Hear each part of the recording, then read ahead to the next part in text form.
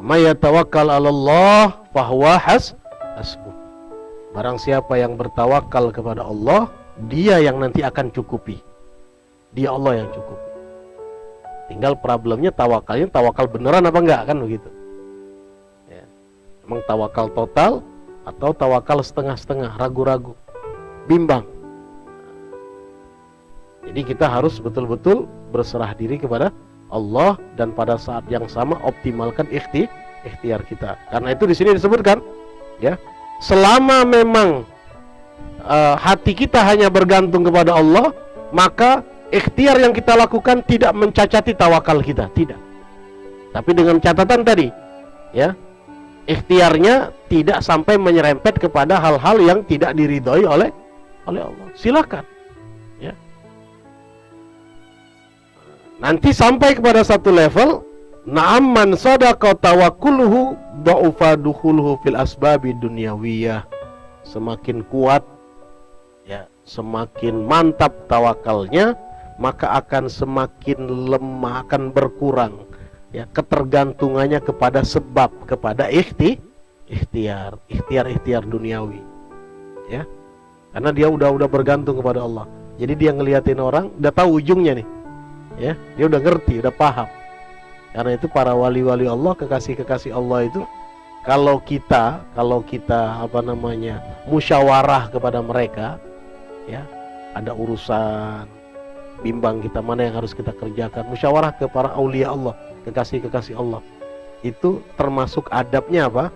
Kita harus kosongkan hati kita dari keberpihakan, kecenderungan kepada satu urusan. Jadi ketika kita musyawarah kepada beliau, kepada wali min auliyaillah ini, memang harus betul-betul hati kita kosong, betul-betul berserah. Karena dia memandang dengan apa? Dengan cahaya Allah. Dia udah tahu ujungnya, ya. Kalau kita ada kecenderungan kepada si A, kemudian beliau menunjukkan urusan si B, ya, nah ini bisa bahaya nanti, ya. Kita masih ngotot si A, beliau sudah sarankan si B umpamanya, ya, mengarahkan urusan B, ya. Nah ini nanti akhirnya apa yang terjadi? Berantakan semua urusan kita, ya. Karena itu kita diperintahkan dalam semua urusan, ya, imma istikharah, minta pilihan kepada Allah, ya, dan juga bermusyawarah kepada ahlullah, kepada orang-orang yang hatinya bersih, yang punya sikap tawakal kepada Allah Subhanahu wa ta'ala, ya. Kalau sudah mantap, kuat, bismillah, tawakkal 'alallah. Fa idza azamta fatawakkal 'alallah. Kalau sudah kuat tekad kita, ya, sempurnakan ikhtiar kita, maka selebihnya, ya, hati kita tautkan hanya kepada Allah Subhanahu wa ta'ala. Wa amma tajarrud anha bil kulliyah fala yuhmad illa fi haqqi man dama iqbaluhu 'ala Allah wa tahura qalbuhu anil iltifat ila ghairillah wa lam yudayyi bi sawabihi man hum iyalun alaihi min khalqillah. Qala Rasulullah sallallahu alaihi wasallam, kafa bil mar'i itsman an yudayyi man ya'ul. Nah, kalau tajarrud, apa ini magam tajarrud? Magam tajarrud itu makam sudah tidak lagi bergantung dengan sebab. Ini hanya orang-orang pilihan, ya, nggak usah pakai gaya-gaya ngikut-ngikutin, ya. Di rumah ya nggak mau keluar, nggak mau ketemu orang, ya.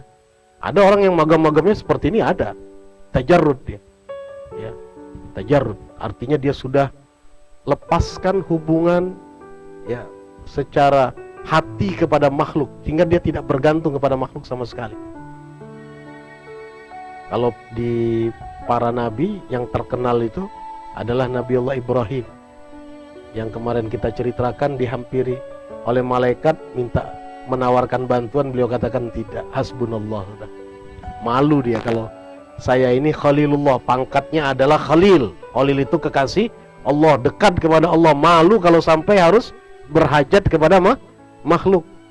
Pernah satu saat Nabi Allah Ibrahim ini, ya, di rumahnya mau masak nggak ada garam, ya, nggak ada garam, kelihatan nggak enak. Beliau ditegur oleh Allah, ya Ibrahim, ya, apa yang bikin kau resah?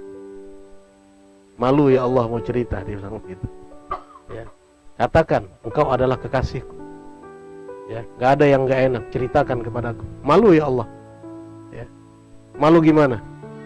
Aku tidak temukan garam di rumahku. Mau minta ke tetangga sebelah, rasanya nggak nyaman.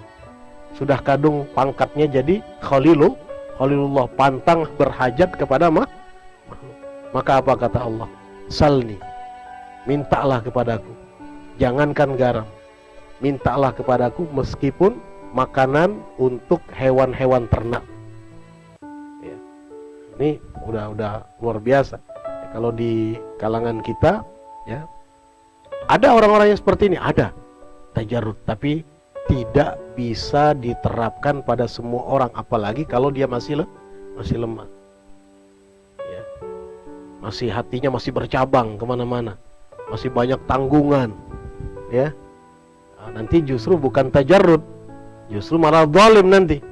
Ya, dia bilang dia tajarrud, sementara anak istrinya mau makan, ya, mau bayar sekolah, ya, bapaknya di kamar aja nggak keluar, sholat zikir, keluar minta makan, masih minta makan juga kata istrinya. Kalau nggak minta makan lagi sih nggak apa-apa, kan gitu. Ya. Karena itu di sini kata beliau, fala yuhmad amat tajarrud bil kulliyah, totalitas dalam tajarrud, ya, artinya tidak menjalankan ikhtiar sama sekali.